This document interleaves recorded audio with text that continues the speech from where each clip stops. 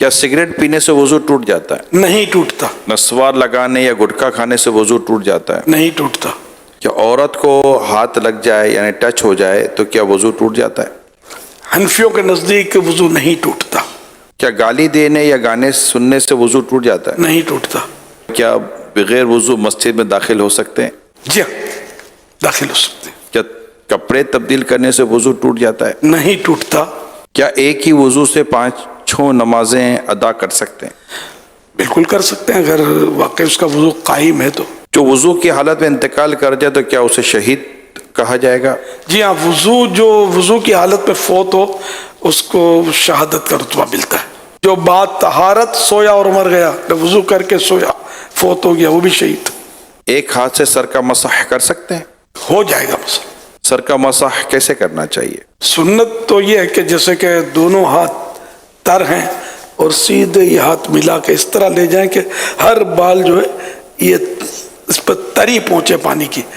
سر کے جتنے بال ہیں نا ظاہر ان سب کے اوپر آ جائے. یہ سنت ادا ہو گئی. اور چوتھائی سر کا مسا جو ہے یہ فرض ہے. گوشت کھانے کے بعد کیا دوبارہ وضو کرنا چاہیے؟ گوشت کھانے سے وضو نہیں ٹوٹتا.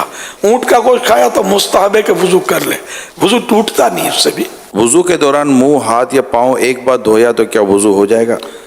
وضو ہو جائے گا، سنت چھٹی. کیا ناخن کاٹنے سے وضو ٹوٹ جاتا ہے؟ نہیں ٹوٹتا. شیشے کے سامنے کھڑے ہو گئے تو وضو ٹوٹ جائے گا؟ آئینہ دیکھنے سے وضو نہیں ٹوٹتا. وضو کے بعد دعا پڑھنے کی کوئی فضیلت ہے؟ حدیث پاک میں جس نے اچھی طرح وضو کیا اور کلمہ شہادت پڑھا اس کے لیے جنت کے 8 دروازے کھول دیے جاتے ہیں. جس سے چاہے اندر داخل ہو. کلمہ شہادت اشہد ان لا الہ الا اللہ واشہد ان محمد عبدہ ورسولہ صلی اللہ علیہ وسلم. لیکن ساتھ میں یہ کہ اچھی طرح وضو کیا. یہ دشواری اس میں تھوڑی کمزوری ہے ہماری کہ اچھی طرح وضو ہم کرتے نہیں ہیں. کیا ہنسنے سے وضو ٹوٹتا ہے؟ نماز کے علاوہ ہنسنے سے وضو نہیں ٹوٹتا.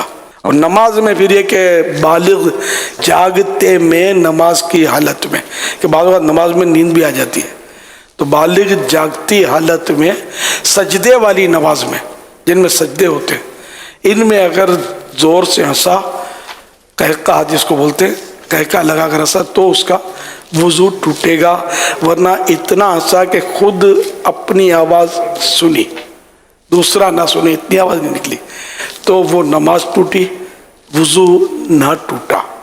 اب مسکرایا، کچھ بھی نماز نہ آواز آئی نہ خود کو نہ کسی کو، تو نہ نماز ٹوٹی نہ وضو ٹوٹا.